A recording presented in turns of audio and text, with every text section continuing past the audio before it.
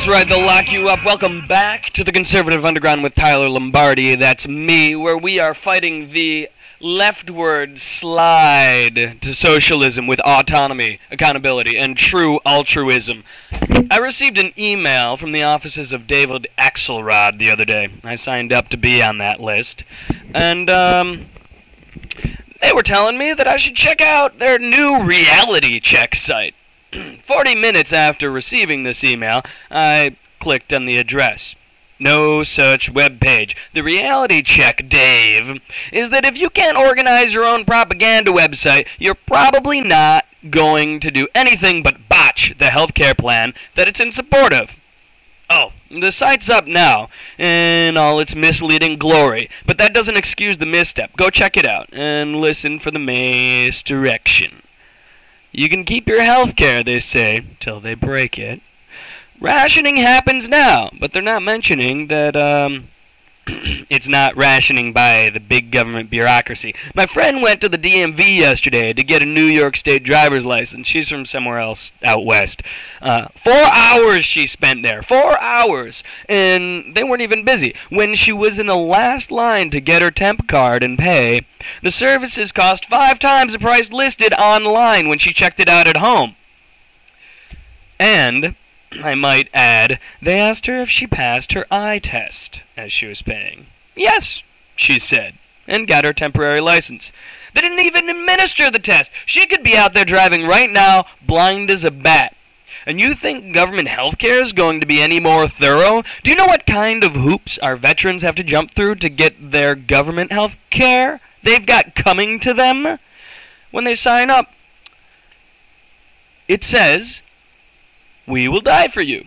If we don't die, you will take care of our health care." If my father wasn't a doctor, my military friend would still have outstanding medical bills due to the government not paying or agreeing to pay for his basic coverage. Do you remember how everyone was so up in arms during the Bush administration at the level of care our veterans were getting in the veterans hospitals? Do you think your care is going to be any better because Barack says so? Remember when we were going to get out of Afghanistan and Iraq? Remember when we were going to close down our detention camps? Remember transparency? Transparency, by the way, is no good when it flies by so fast that no one can read it.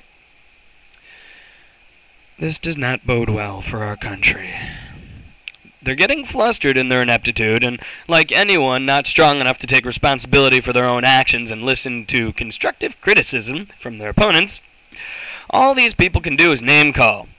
Are we as Americans really so stupid that we respond to calling their opposition laughable and angry mobs? You're damn right we're angry because we're being denied the respect of being treated humanely.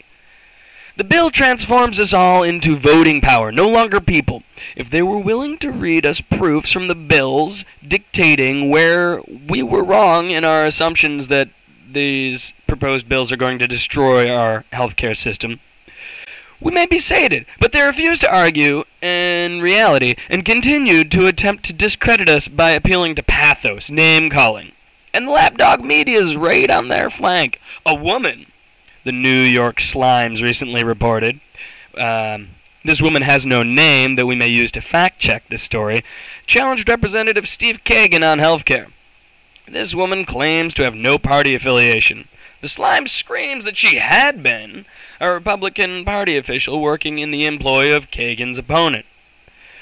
The Times used the words "was" and "former" to describe the woman's party affiliations. Last I checked, past tense does not an affiliation make. After this year, I no longer count myself a Republican.